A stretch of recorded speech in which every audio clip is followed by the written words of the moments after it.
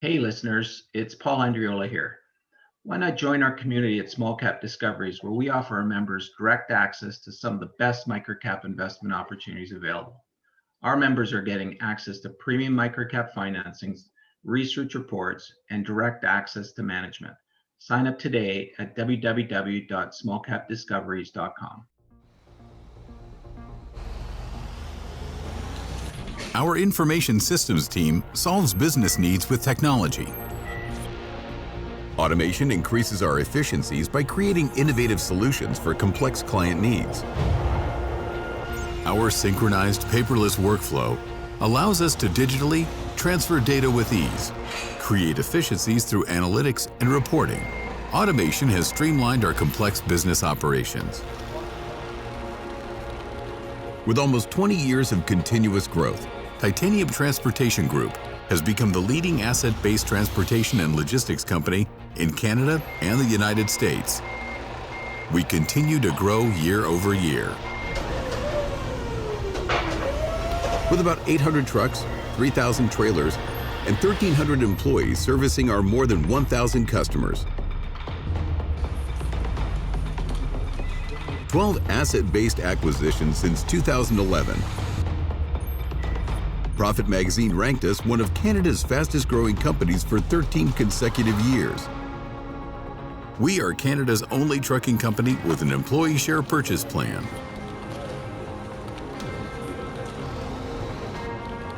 We are an industry leader in safety and training.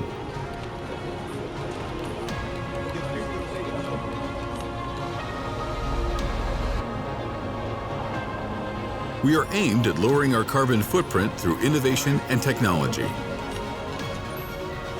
Our fuel consumption is monitored and analyzed, simulating real-world conditions and routes, lowering our emissions and consumption. From our strategically located Canadian operations to recently established offices in the United States.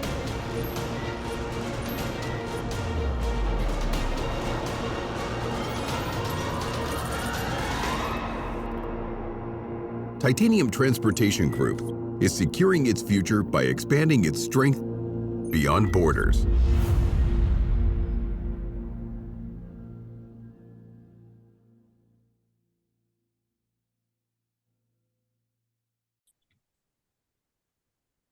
Hi, everyone. Welcome to the Small Cap Discoveries conference call. Today on our call, we have the CEO, Ted Daniels from Titanium Transportation Group. Titanium Transportation Group trades on the TSX exchange under the symbol TTNM and also trades on the OTC under TTNMF. The company is currently trading at $2.85 with about 45 million shares outstanding, or about $129 million market cap. I'd now like to hand it over to Paul Andriola. Thanks a lot, Trevor.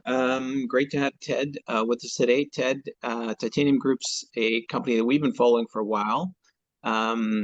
Clearly, your fundamentals have got us interested in the business. You guys are growing through both M&A and organic growth. So happy to have you here, and certainly happy to have you, give us the opportunity to listen to the story. So I'll hand it over to you, and happy to hear what you have to say. All right, thanks, Paul. I appreciate that.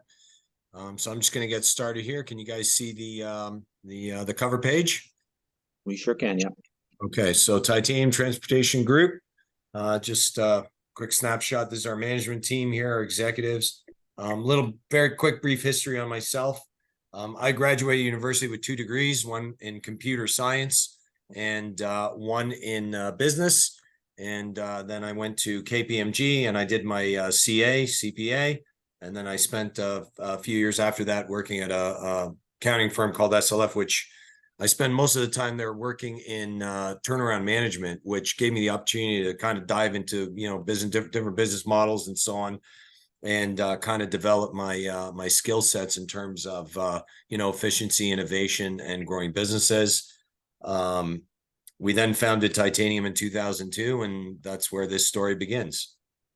Titanium is a leading edge technology infused transportation company. We've got a proven track record of integrating businesses and being leading edge in terms of our use and navigational capability of our technology, integrating with both our customers and our vendors for efficiency. Our business is split between two sides. One, which is more than half our business is non-asset based, which is a logistics broker. And then the other part of our business is asset based, which is our trucks and trailers essentially. And that's just under half of our top line. Last year, we're approximately $500 million of revenue. So in terms of our asset-based business, we're mostly a cross-border carrier. So based out of Southern Ontario and Bolton, most of our trucks cross the border every day and going in and out of the US. We're now, since our last acquisition, we're approximately 1,000 power units and about 3,300 trailers. With our most recent acquisition in Georgia, we're now 1,300 employees and owner-operators. We own actually 7 out of our 8 asset-based terminals in Ontario, and we own 2 out of the 2 terminals in the United States. We're a total of approximately 180 acres of total land that we currently own. We've been acquiring that over the years. That's a significant amount of productive real estate that's currently part of our ownership structure.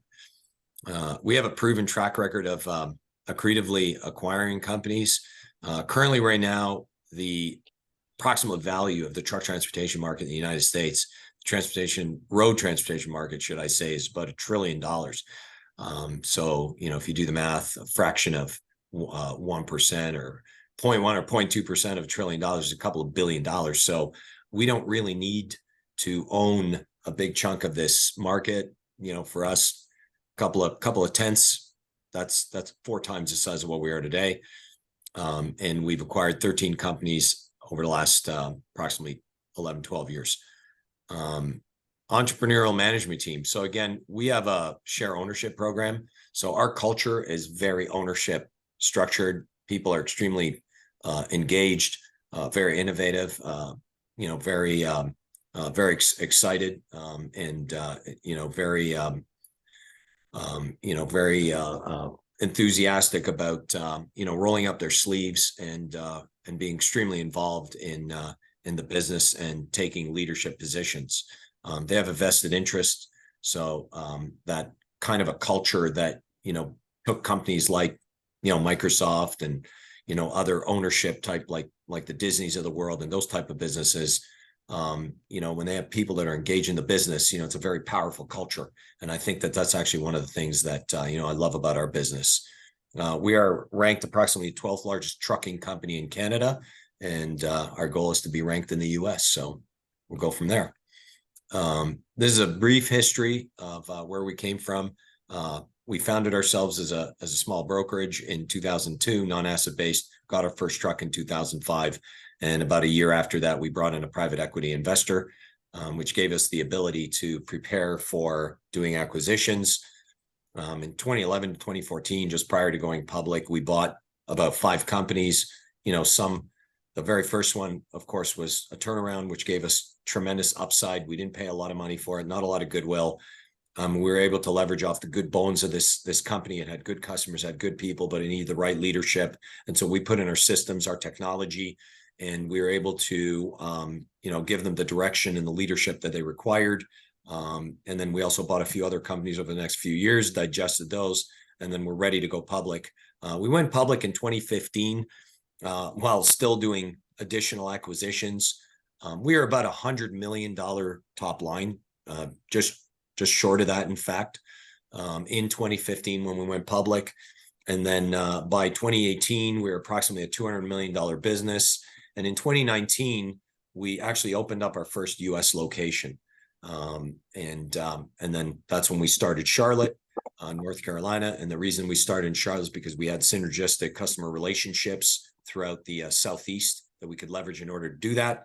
And then we opened up a bunch more offices. And as we continue to grow and add more people and add more trucks and do more acquisitions, we ended up achieving almost a $500 million target last year.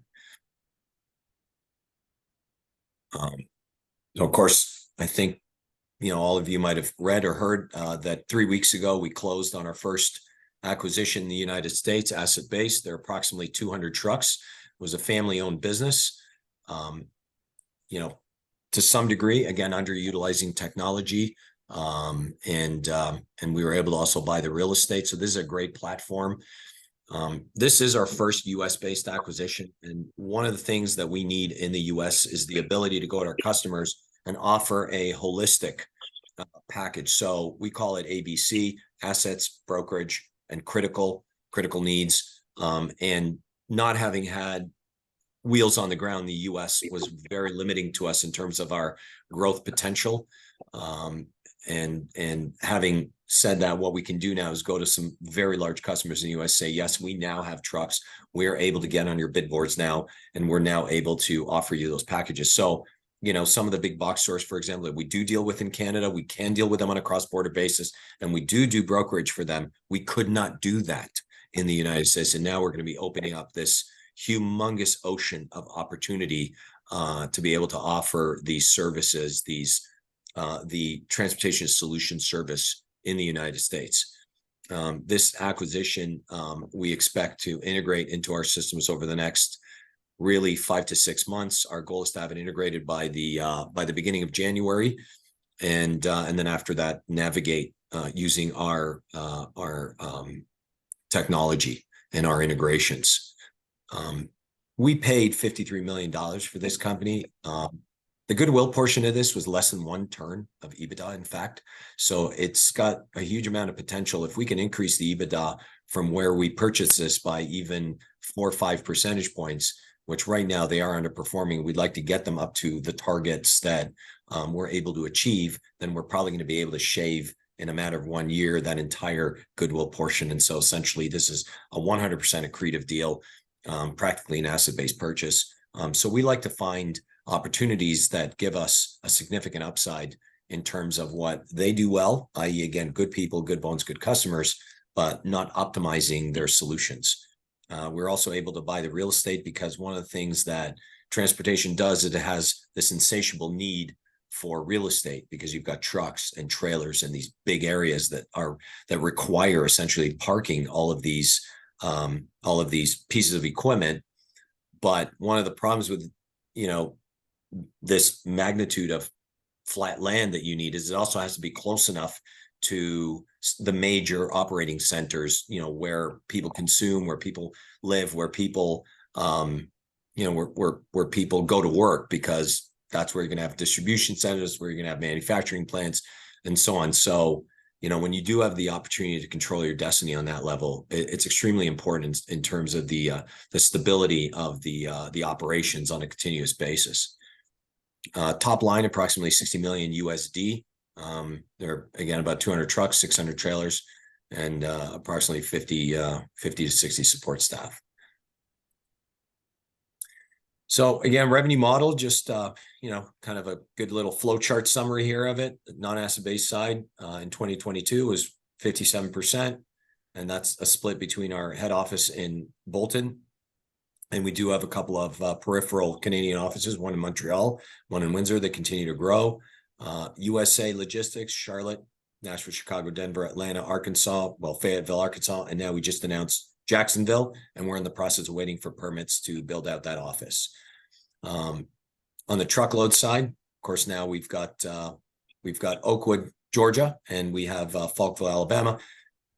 Smaller towns, but we're about a half an hour from Atlanta, where we are centrally located off the I-85. And in Alabama, we're about 45 minutes north on the I-65 from Birmingham. And I'm not sure if anybody's following Alabama these days, but it is bursting at the seams. So it is incredibly, and very aggressively growing, a very, very robust business environment, and we're very excited to be a part of that growth environment. On the warehousing side, we do have a little bit of warehousing in Bolton. Is kind of our biggest warehouse. Small warehouse in Bracebridge, Brantford, and Windsor. So if you look at sort of the growth curve over the last few years, I think one of the most important messages is that just to grow, constantly, sort of, straight line, slope to the right. I think that when you look at the fact that we are to some degree in a cyclical business, when we're in what most people would call a down cycle, which is where you've got more trucks in a highly fragmented market, not enough loads. And a big part of this industry is driven to some degree by a spot market. And having said that, when the conditions in a cycle occur, it's not seasonality, it's more so a cycle where you've got too many trucks, not enough loads, you've got this incredibly sort of imploding spot market. What that does in a highly fragmented market where the majority of trucking companies are small, they don't work direct for the big players. What you'll find is that it creates tremendous opportunity for those companies like Titanium that have a fairly cash-rich balance sheet. It creates a tremendous buying opportunity. So hence, company like Crane, we could buy for a very reasonable price, good people, good customers, but they were ready for a transaction, needed a next generation, next chapter, and we were ready for it. So these downward cycles are actually opportunistic. And so we utilize them to invest. We utilize them to much easier to obtain more drivers, much easier to obtain staff. Even the labor market, as tight as it is, we're already experiencing a much higher volume of applicants, which is fantastic. So from that perspective, these are opportunities. I don't see these at all as challenges. These are necessary. And, they actually create the opportunities that we require every couple of years in order to be able to continue to grow, right? Without these opportunities, without these down cycles, I think it'd be extremely expensive to buy companies that, were demanding a year and a half ago, 6-7 times multiples in our industry with record EBITDAs for that short period of time where you had that severe inflation. They're demanding unrealistic prices. And we don't believe that that's a good long-term strategy for our shareholders. Q2, again, no one's breaking records this year, but having said that, we're extremely proud of the fact that we had a 7-cent EPS the last quarter. That's, almost $3.5 million of net income on $100 million in revenue. Honestly, I believe that there's lots of companies out there that would be extremely happy with that kind of profitability in these challenging times. So we're actually very proud of the fact that we have a very sustainable business that even in tougher times is able to produce cash and produce 18 million of cash flow from operations. Not a lot of companies can achieve that in down cycles. And so that's what makes us, I would say, an extremely powerful business at this point in time in terms of what we're able to accomplish and the power that we have from a financial and strategic perspective in executing on our strategy, from currently being approximately a $500 million company to our ability to execute on how we want to achieve what we want to achieve, and getting to that $1 billion target is sort of the next, what we feel is the achievable next step in our growth. Customer industries, again, we're primarily a CPG raw material truckload business. We don't depend on any commodity pricing per se. We don't depend on last mile. We don't depend on whether people are buying things digitally on a website or they're buying it physically in a shopping cart at a store. So we go to the DC. We will deliver to Amazon's DCs, but we're not worried about last mile. That's not what we do. In addition, we have a huge amount of diversity in what we deliver, and that is primarily a lot of raw material, subcomponents, and actually finished goods that are all consumables, mostly CPG. And from a raw material perspective, it's going to be pulp, paper, steel, aluminum, ingredients, et cetera, or subcomponents that go into CPG, so packaging. And so these are all staples. So for example, pulp is used heavily in making boxes, in making toilet paper, and making paper towel. And those are things that aren't really discretionary. So from that perspective, it's cleaning products, detergents, et cetera. So none of those things are really discretionary. And so that's why we like being in this space, because it also gives us that continuity during tougher times when other companies maybe are in certain specialties, perhaps luxury items or whatever, maybe those are a premium, when there are certain circumstances and certain cycles under certain, fiscal environments or certain monetary environments, but we are extremely pandemic proof and recession proof on that level. So, from a strategic perspective, we also like that kind of continuity. It's not quite a utility, but I would say, from that perspective, we're definitely, utility like. In terms of the fragmentation, and this is why all of this technology works really well for us, is that you can be technologically advanced in your trucking company, but unless you use your technology to have the ability to integrate with your customers and take advantage of that fragmented market, the technology kind of, doesn't really hit home. But in our case, because we're more than half of our business is a broker, we're able to use our technology to integrate with customers. Large customers who require visibility, transparency, accountability, and so on. And a smaller trucking company that has only 5 or 6 trucks or 8 trucks or 10 trucks or whatever, or even 20 trucks, they don't have the resources or the capability in their leadership team to be able to utilize technology the way we utilize it. We utilize technology like big multi-billion-dollar brokers or trucking companies, so we're able to compete with them. We're in that space, and so if you look at the fact that 87% of U.S. trucking companies, of which there's approximately 2 million, are fewer than 6 trucks, and that as per the Department of Transportation, the DOT, the American DOT. So what does that tell you? That tells you that all of those trucking companies are going to work for a broker like Titanium, because they can't work for the big box stores or the big suppliers, the big brand name suppliers direct. And so they have to be managed by the technology platforms. And that's how it works for us. We've got the portals, the apps, the integrations, and we're able to compete with the big multi-billion-dollar brokers. As well, with our ability to buy and to evaluate companies that are underperforming and use our technology to get good deals or fixer-uppers in our space is an opportunity. And there's thousands of them, in fact. And that's probably not an understatement, because we're at a stage where you've got the greatest generational turnover in the history of capitalism, essentially modern capitalism.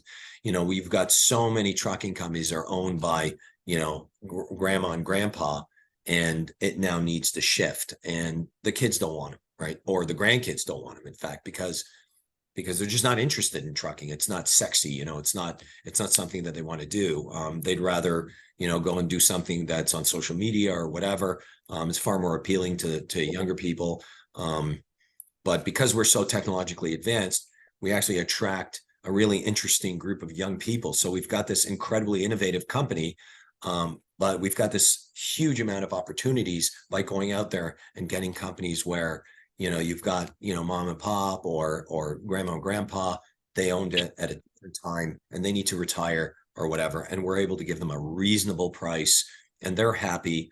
And we're able to take advantage of this sort of, incremental growth without having to pay a huge amount of future cash flow in the goodwill equation.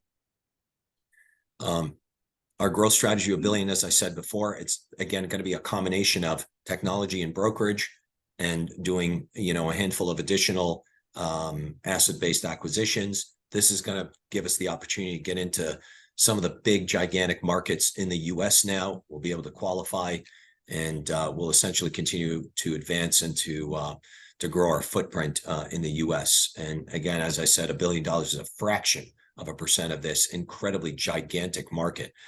Incidentally, it's very interesting. I'll mention in this context, trucks.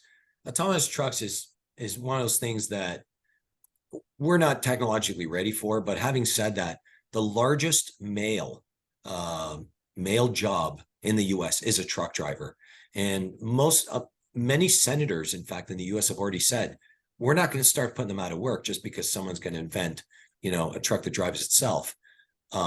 The majority of the infrastructure isn't ready for autonomous trucks, and probably won't be, because it's very tough to improve infrastructure. That's billions and billions and billions of dollars, not trillions of dollars of improvements. And so the combinations of senators saying, we're not going to put all these people out of work. The number one male job in the United States and the fact that the infrastructure isn't where it needs to be in order to even execute on driverless trucks. That's not going to happen. So we're going to keep building out a footprint. We're going to keep advancing on that. We're going to keep marching forward, and we're going to bridge the gap between where we are today and $1 billion. Timeline there, we expect to be somewhere in the range of about 5 years.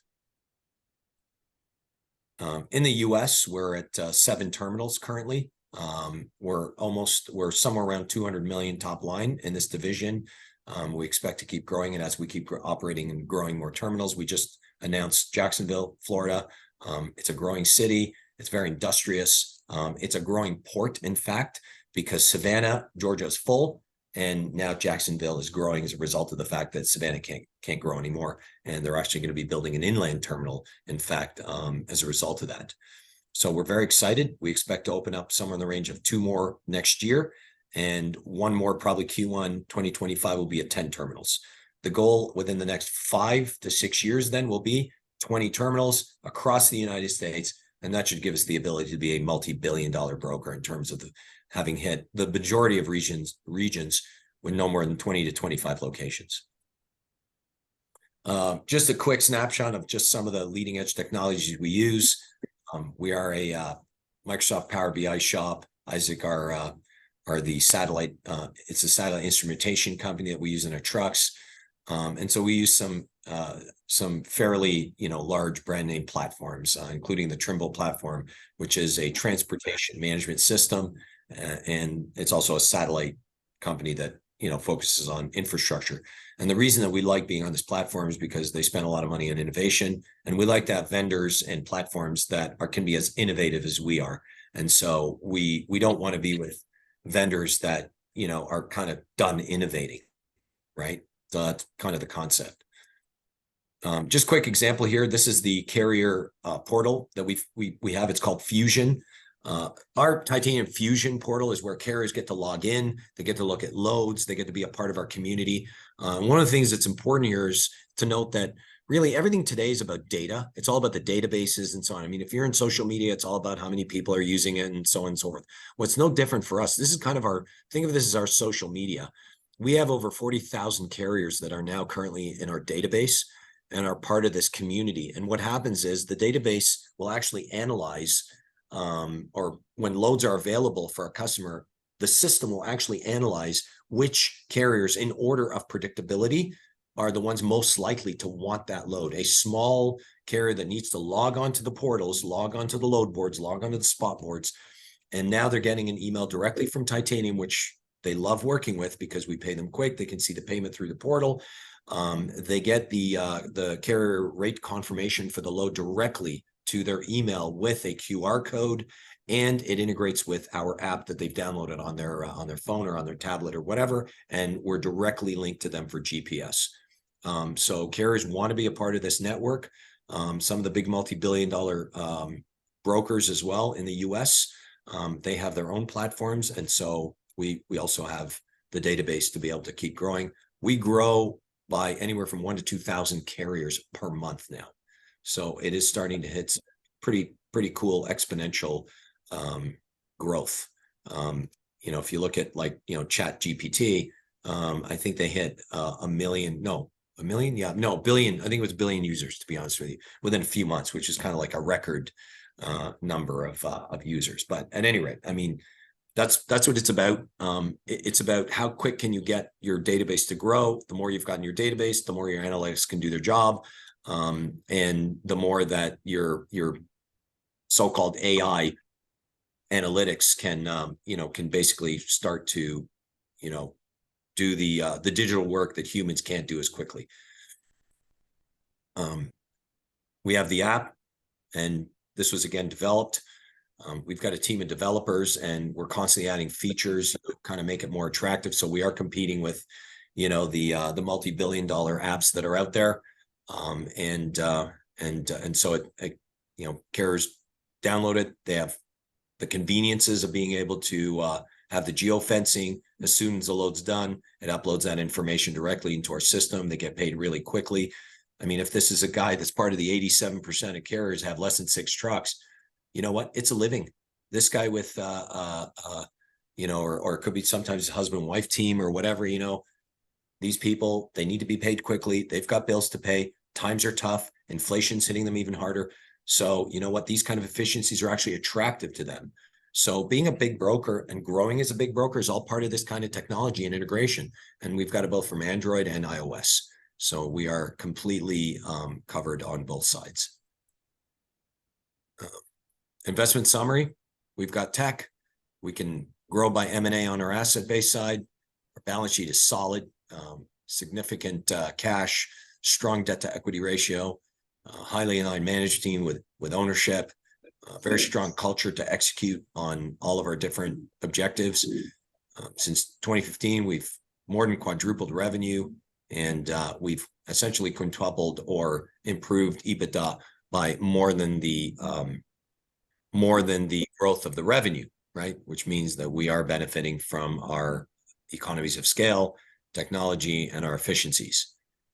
We are trading below industry peers. Currently, the stock is fairly cheap, so I believe it's a good opportunity for anybody to get involved at this point in time. And this gives you a snapshot of the ownership and the history of the share price. And this is our board. And that's it for me. Time for some Q&A. Perfect. On that note, everybody who's listening, if you want me to ask Ted any specific questions, please use the chat function, and I'll fire the questions along.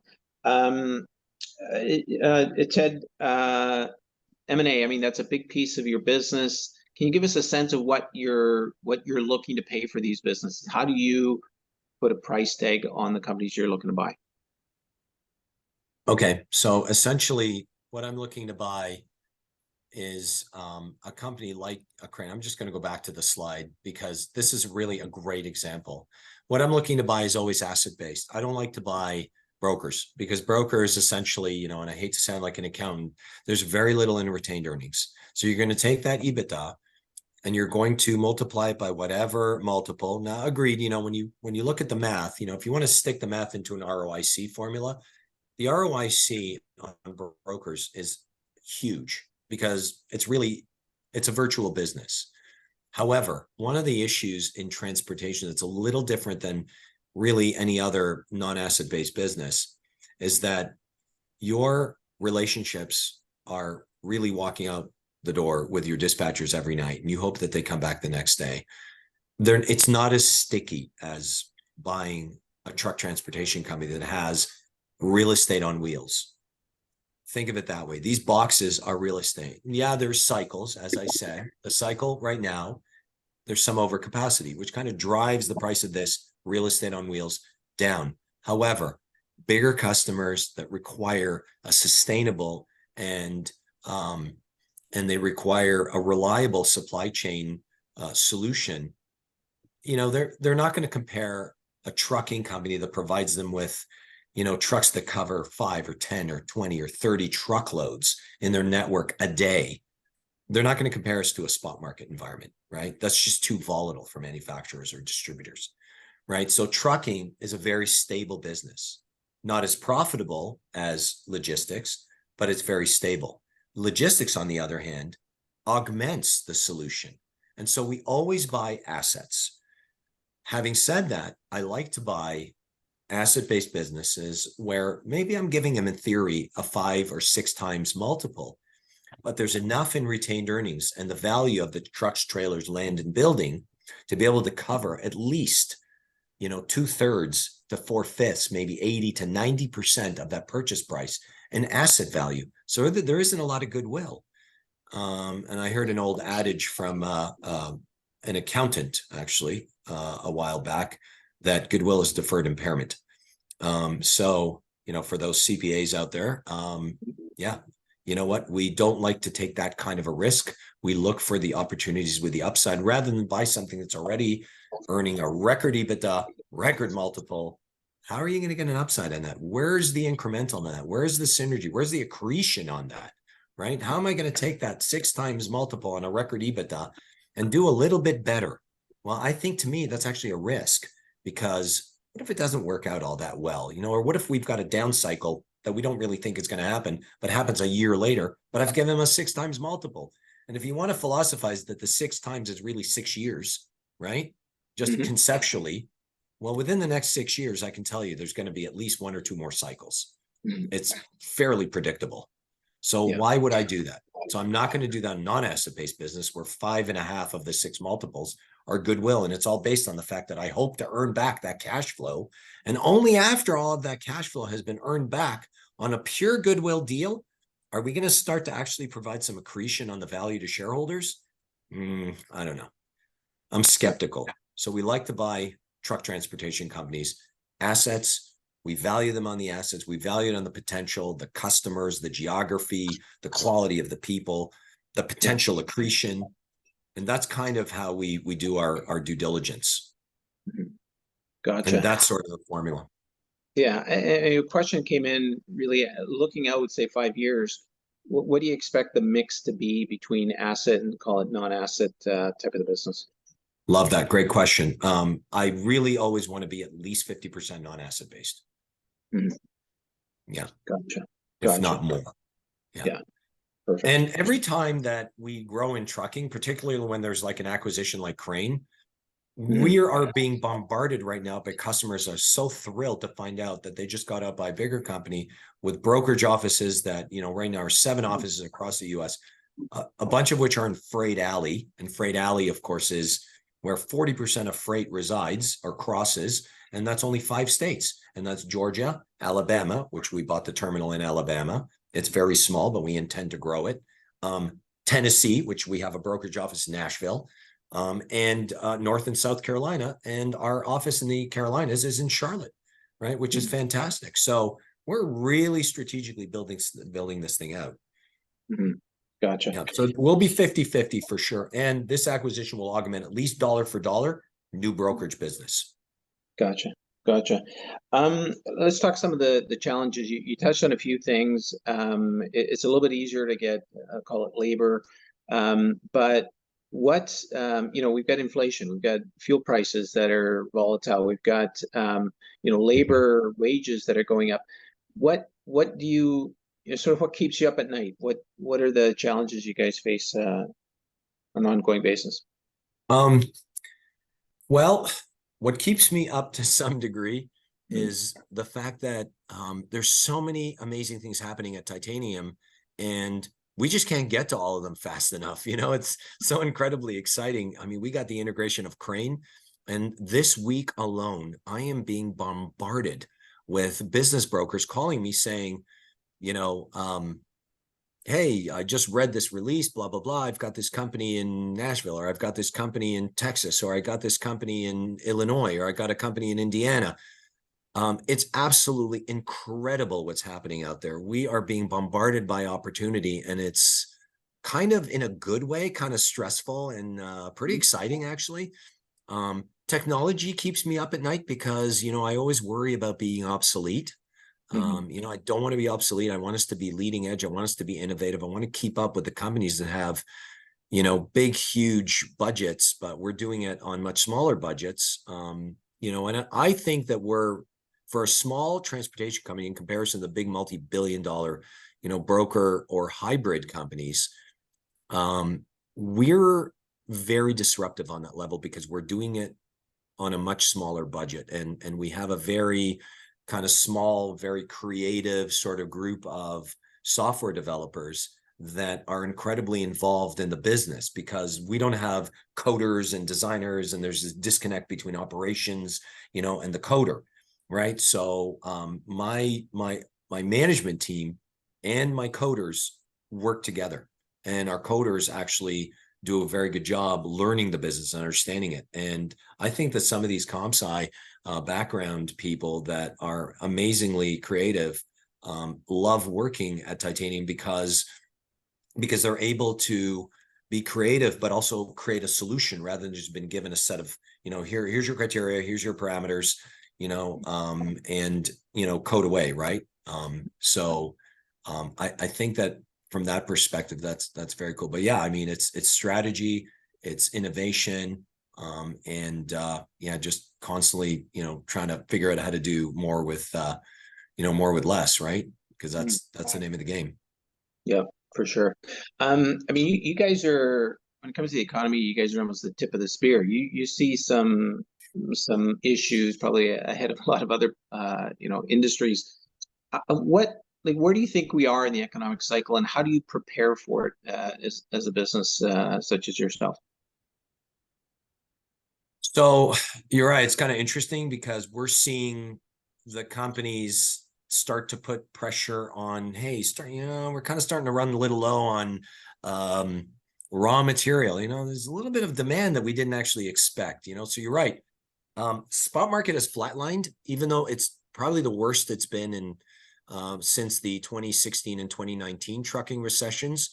And it's lasted a little longer than both of those, which is interesting, but it's flatlined. So it's actually not getting any worse. And that means that the supply and demand of trucks on the load boards is sort of gotten to the point where it's not getting worse. So yeah, the spot market, which is kind of the leading, telltale of what's happening, as in, are we on a downward slope? Are we on an upward slope? Or are we level? Right now, we're at a level trough, which is really good news. The other thing is we're seeing a slight uptick in fuel, right? That's something that's happened over the last couple of weeks. That means that I think that production is actually still happening, although maybe all of that demand is a bunch of airlines and people are just traveling, and they're just putting more planes in the sky to burn a bunch more oil. I'm not really sure jet fuel, but I don't think that's the one and only criteria. I think what's happening is you've got a little bit more demand, and as well, of course, there's some issues in all of that. Inflation, I agree, is an issue. There's definitely upward pressure on wages. But again, rationally, I believe in real fundamental logic. If wages go up, then that means that at some point in time, the price of products have to go up. And we're in a vicious circle. And what's happening is, if you go back a year and a half, no different than houses, trucks and trailers were much, much cheaper. And the cost of borrowing was much cheaper. So your 5 or 10 or 15 or 20 truck company was able to buy equipment for a lot less money and to finance it for, next to nothing, basically, right? $1 million when cost of borrowing was 2% is $20,000 a year. That's nothing. Now it's $70,000 or $80,000 a year. And the cost of trucks and trailers has gone up over the last 18 to 24 months by about 30%. So it's huge. And what we're seeing is the fact that, that is starting to have an impact. And so from our industry perspective, I believe that this bottom trucking recession is probably going to end within the next 6 months. It can't really last longer. In terms of the economy, I mean, again, it's tough to say when the government or Bank of Canada and feds are going to stop raising rates. They may take a pause, but I'm not sure if they're going to stop altogether. I don't know if they're done forever, right? Who knows? Who knows? Wages going up, everything's still going up, real estate going up like crazy still, right? It persists. We'll see what happens. But for me, I don't know. Inflation's our friend. It's everyone else's enemy, but for us, it's disruptive and just creates more opportunity for us to take on more purchases, a lot cheaper, no goodwill. We'll just keep buying out these guys that don't have the balance sheets to be able to weather the storm. Right? Yeah. One man's, junk is another man's treasure. So exactly. So I mean, with Crane, you've just done I think your largest acquisition to date, certainly the largest in the U.S. I think it's your first, as you said, in the U.S. But what's your capacity? How long do you figure it's going to take you to fully integrate this or digest it to sort of let you step up and make another sizable acquisition? We'd like to do another sizable one within the next 12 months, but there's the technological and the systems and the organizational integration portion, which is sort of the technical. The goal here is to get that done by December of this year. Have it sort of, converted over to our databases, our variables, our Power BI reports, our dashboards, our, sort of navigation systems. And we'll get that done. And then once you do that, then you are able to have these tools that can now help you navigate this business on a load by load basis, hour by hour, day by day, and so on. We believe in having navigation systems that are their dashboards, for example, that might have all sorts of KPIs. and it'll be, let's say, truck by truck, it could be round trip by round trip or whatever. And they're color coded, for example. It could be a red, yellow, green. So, a green means you're above profitability for that load, right? And so we'll have like costing that'll get built into these indicators, and they're going to be able to have targets, and each dispatcher that's doing that is going to be able to, now have these navigation tools and be able to, call it coach during the game, right? During their game. And so we'll have the navigation systems will be done before the end of the year, and then it's off to the races. In addition, we're already being bombarded by customers that are really excited to have us be the new owners. They knew that there was some, kind of concern in terms of whether or not, what Crane was going to do. Next owners, Mr. Crane was getting up there, and he was looking for the right buyer. Culturally, he's very happy and he's very pleased. And I'm really glad that he's able to feel good about the transaction. It's been a really amazing and fantastic journey for myself and for Mr. Crane. And we both feel really good about this. He found the right buyer and we found the right opportunity, and I think he feels good about it as well, because we're the right buyer to be able to continue. Maybe not necessarily the name, because we believe that everybody's got to be under the same cultural banner, but at least the people that are here and the drivers are going to have an opportunity to continue and have opportunities sort of for the next stage of their careers, right? Exactly. Yeah. How should we look at your M&A strategy? Like, are you, do you spend more time looking at opportunities in the US, or is this a situation where, whatever's available, you're going to look at what the best deal is at the time, or how do we look at that? I don't buy because it's available. Good. Yeah. I do get a lot of leads and a lot of business brokers calling me. We're a well-known company. We're known to be a buyer, and I have a lot of big network, very large network of business brokers that are out there. And as well, sometimes it's brokers that know other brokers that know me. So there's certainly no shortage of leads. We're very particular in what we want to buy. We look for an opportunity. We do look for the upside, but we look for the product lines, the geographies that make sense to us. We are primarily a van. We're about 2/3 van, 1/3 flatbed, and it's all truckload. So I'm not going to buy somebody who's in tankers or maybe mostly LTL, or is a broker. I might not buy somebody in a geography where perhaps maybe they're 50 trucks, a little smaller company, but maybe they're only doing that like a little regional kind of delivery service. So we're very specific in what we're looking for as well. For example, let's say the equipment's way too old and the EBITDA is underperforming minus a CapEx allowance, and we're negative equity, right? So sometimes you get companies that, smaller companies where, mom and dad owned it, and they just kind of nursed it till, and just maintained it, till the very end. And it was more of a lifestyle business, but not all businesses are viable, right? Mm-hmm. So I'm not sure if I'm really answering the question here, but yeah, kind of. No, yeah. Yeah, no, I think that helps. It just my thinking is, obviously you have a criteria you look for. You're not going to buy something that you feel is too expensive, but is the focus a little bit more in the US because you've got such sort of yeah. You're right. I missed that part. My apology. I missed that part of the question. Are we buying a company in Canada? Well, we're about the 12th, 13th largest trucking company in Canada by unit count. One of the challenges that Canada faces today is the fact that there's a big, gigantic landmass, second largest landmass in the world, and we're only 40 million people. I think we just surpassed that about a month ago. And it's extremely regionalized in terms of what it does. So if you go to Manitoba and Saskatchewan, it's thousands and thousands of acres of agriculture. And the majority of transportation out there, there's a handful of trucking companies, but they've been there for like 50 years. It's mostly rail, right? It's mostly rail. So even if I happen to see the odd opportunity, it's out there, it could be a trucking company that's 20 trucks, or it could be 200 trucks, but it would be a one-off, and there would be no strategy. Why would I do that? If I'm going to buy a trucking company, let's say in Western Canada, I'd want to know, well, I'm buying that company. I want to know that's going to lead me to 5 times the opportunities beyond that. right? So for me to buy something maybe in the Maritimes, which is a very narrow market, it's mostly, it's a lot of frozen and fish and, so on. And that's really, that market is controlled by, quite frankly, a handful of families that own trucking companies, have been around for many years. And it's a very small market. The number of people that live there from a consumption perspective is also quite limited.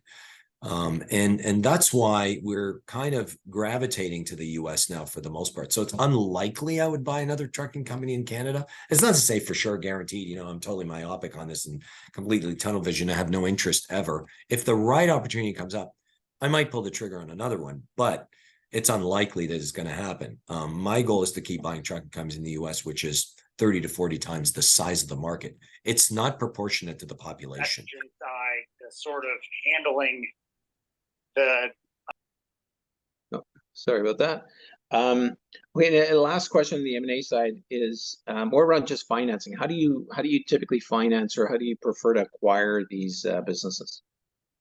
Okay, so after we did ITS back in February 2021, we did do a raise, but we've also earned a significant amount of profit over the last couple of years. We do use cash, our cash. We use some debt. In this particular case, we use some cash. There was some assumed debt in this deal, and there was a VTB. In this deal here, we did a $10 million VTB with the vendor, and he was very happy to provide that. Again, it was a very positive experience, and he knew we were the right buyer, and the VTB made a lot of sense in terms of how we were able to structure the deal and why the VTB was put in place. So from that perspective, we like to balance the risk.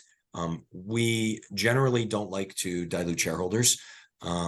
If we do one day, if we do a raise, it's going to be a raise that would make sense. But yeah, we usually make money and then we use our money to grow. So that's typically how we finance it. We do it the old-fashioned way. Yep. So a little bit slower, and not as exciting, but we're a fundamental business on that level. We make money, and we earn profit, and we spend it like our grandparents taught us to spend money. First you make it, and then you put some away, and some you spend. So yeah, exactly. Exciting a lot of times. Unexciting, maybe. Expensive. Well, exciting equals expensive sometimes. So boring, boring old-fashioned way never hurts. A little. Well, yeah, exactly. A little excitement doesn't. Although the tech is cool, I'm telling you, we got some really exciting stuff going on. It's really cool. I love businesses that are, I'll call it old school, that can bring a technology bent to it. That sort of there's a paradigm shift in an industry like this when you can bring that regular technology. So we've seen some industries that works real well.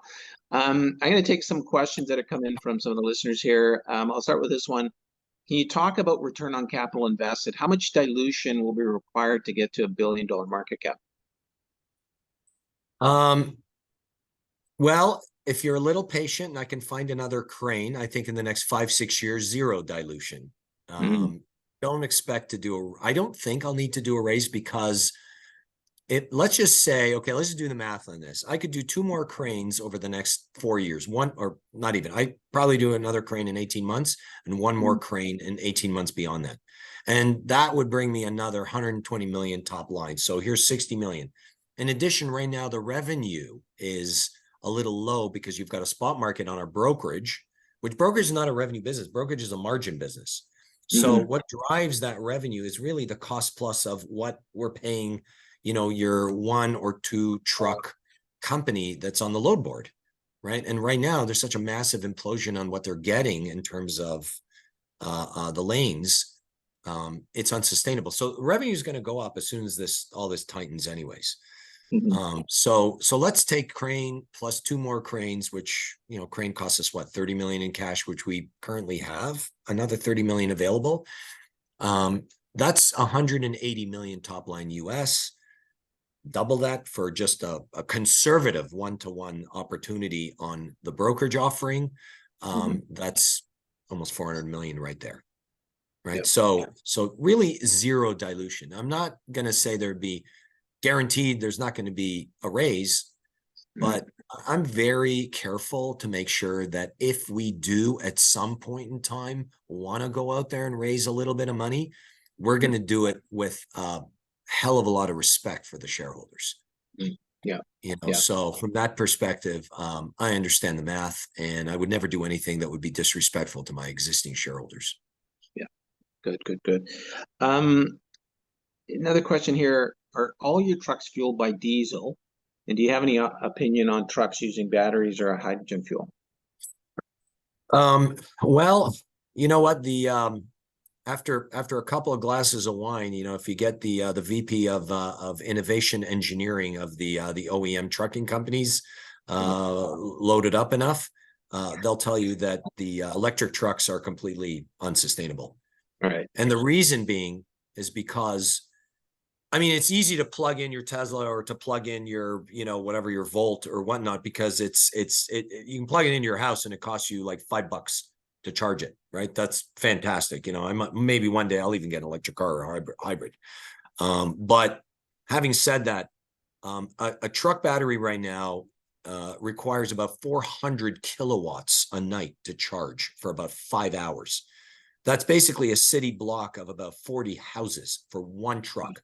Now, that truck right now is $500,000, and the charger is about $150,000.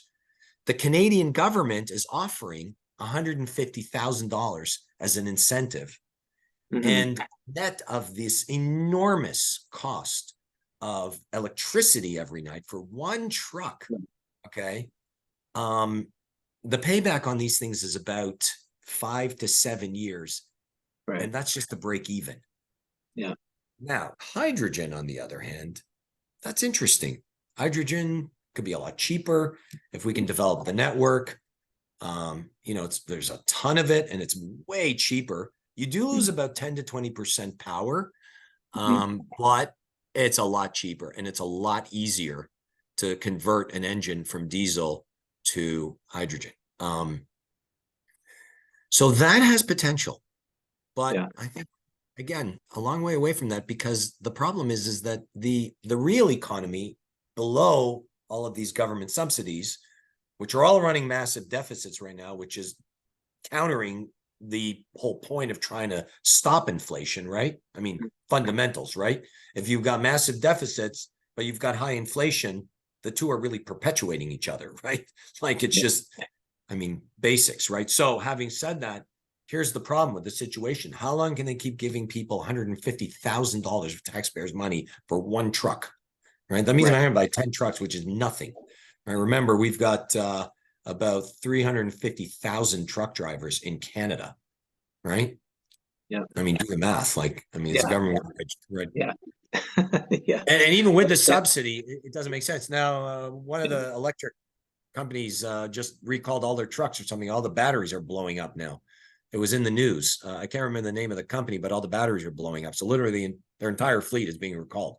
Yeah. So I think there's a lot of issues with that technology. I just don't see the future. Oh, and those trucks are about 8,000 pounds heavier than a regular diesel truck. So the diesel technology is basically 99.7% CFC free with diesel exhaust fluid. It's very environmentally friendly. And I think that it's unfortunate that the public is unaware of how clean trucks run today. You don't have these, old long nose, smoking the bandit stuff, with big black smoke coming out the back, right? Yeah. It's legal. Good point. You don't get to run that. You can have a little noise, but you can't run that. And now you got pretty clean air coming out those stacks or the back of the truck. You're running DEF. It's as clean as the fuel you burn in your diesel Range Rovers. Wow. Yeah, it's pretty impressive. Yeah, very interesting for sure. Another question here. You pay a dividend. What's your dividend payout ratio, and what would trigger a future increase in dividends? Right now we're comfortable with the 2 cents per quarter that we pay. I like the fact that we don't exceed approximately 20 to 25% of what we earn. I think that's kind of a good number. We could one day increase the dividend, but I think that if you talk to most of our shareholders at this point in time, a lot of the institutional investors, a lot of them will tell you that they like the dividend. It's very nice, but I'm not per se a yielding stock, and I'm not a stock that is trying to compete on a yield basis. I mean, for me to compete on a yield basis would be competing with the government right now. Most people right now are buying bonds. I mean, I talk to friends of mine, I talk to my brother, and so on. And basically, he's talking to investment advisors, and he's got an investment advisor telling him that, he's going into, T-bills that are paying 6%, or bonds that are paying 6%. So there's been this massive shift. I think I read somewhere that it's something around like $4 trillion or whatever it was. I don't know, one of these Apple News articles that said, in the last X amount of months or whatever, here's how much came out of stocks and into bonds, and GICs and treasury bills and so on. It was like over $4 trillion or something. Anyways, again, don't quote me on that. It's going to be in the video, but but it was a big number. All I remembered, it wasn't, it wasn't the billions. So more than likely it was 4+ trillion, which tells you that I'm not going to compete with, with a US Treasury bill. But having said that, a little bit of a dividend is nice because it still gives them a little bit of patient capital. But I think where the big win here is that if we get this thing to $1 billion, let's say, a 110, 120, $130 million EBITDA, you're going to get both an increase, reasonable and responsible and sustainable dividend increase, without getting too zealous. But as well, you're going to get a significant increase in the value of the stock, right? Because the value of the company is going to go up. Now, let's talk about the value of the stock here before we wrap up. It does appear to be, cheap, and it is trading below some of its peers. Yeah, it bugs me. Well, it should. Yeah, no, I get it. Bothers me. Yeah. Why do you think that is? Like, I mean, you're a micro cap. We argue there's a lot of micro caps that are mispriced in the Canadian market just because of where we are and nature of the markets right now. What's your opinion? Yeah, I guess it's the fact that you have people that are managing money out there. We are a little bit of a kind of a low float, I guess, type stock at this point in time. So I guess to get over those hurdles, would require us to I guess to be at this point in time, for us to sort of see a little bit more of an increase, like we're gonna have to grow, right? It's one of those things. You just got to kind of climb the corporate ladder a little bit, right? Pay your dues, right? We're small in comparison to some big companies, and if people are buying bonds, they're buying big companies, they're buying utilities and so on. So it's one of those things where we just kind of have to grow that corporate ladder. And I understand that. That's okay. We're patient. We're going to keep doing what needs to be done rather than chase popularity. I'd like to see something that's a little higher, only because it's nice to get that pat on the back feeling, I suppose, that people are recognizing, the type of business that we run and how we run it and the kind of team that we have, and be rewarded for, responsibly, respecting our, our shareholders' money. I think that's really important. We want to build a company that's, excuse the colloquialism, but good to great, sustainable, and I'm sure some of you will recognize that title. Absolutely. Yeah, you got it. So, so we definitely want to keep doing things right. And, sometimes you don't get rewarded for, for making a button, but, there's going to be a lot of people needing a lot of buttons out there. So, Exactly. Good point. Good point.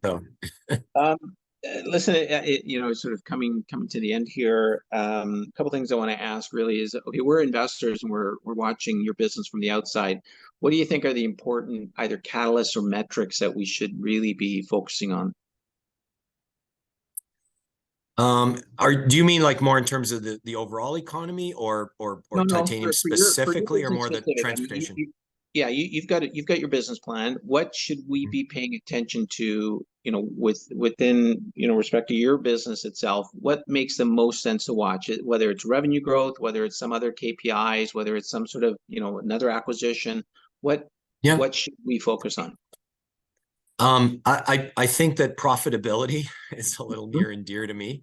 Good. I like to have the good old fashioned value investor fundamentals.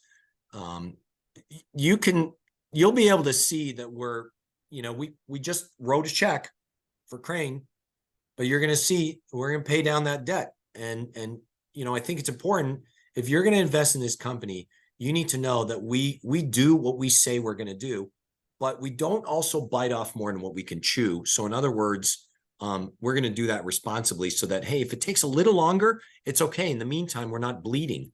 We're just paying down that mortgage a little slower, right? Oh, geez, you know what, dear? I didn't realize we were going to have a leak in this roof when we bought this house. Mhm. Luckily, you know what? We didn't over leverage ourselves. So I think it's the same concept, right? We didn't over leverage. Take a look at the profitability, watch the debt come down, and I think you're going to start seeing again, an improvement and growth in EBITDA, in growth in profitability. Separate the two though. Don't look at revenue necessarily, but look at margin, look at EBITDA in brokerage, and look at revenue and profitability in truck transportation. You have to be a little kind of clever with revenue because revenue has a fuel surcharge component. So Mhm. fuel comes down, revenue comes down, but so does the cost. And so Mhm. take a look at that bottom line. It's very important to watch that bottom line, but at the same time, it's also important to watch the balance sheet. So you watch those balance sheet ratios get rich. And when they do, I've got that dry powder and I don't Mhm. like to sit around. If I got Yeah. dry powder, I Yeah. like to load up the ammunition and go hunting for another target. So, I Absolutely. love that. Yeah. There's so much opportunity. I get really excited by it. That's fantastic. Well, listen, lastly, did we miss anything, or is any, more importantly, is there any key message you want everybody to walk away with today? I think that you covered a lot of really great questions and some very enjoyable and good ones. Key message, of course, is we may be a little bit smaller, like to think we're small cap, not micro cap, but tomato. But key message, we're fundamental in the way we run the financial aspect of the business. We're innovative and very aggressive in the way we run the innovation. We do it responsibly. We have a solid team of people to execute in all of the different verticals, be it operational and product line verticals or the horizontals, which are like your technology and HR and so on. So we've got a great leadership team, and they're ready to execute. Like this team of this platoon of Marines. That whenever we do an acquisition, they're ready to jump in.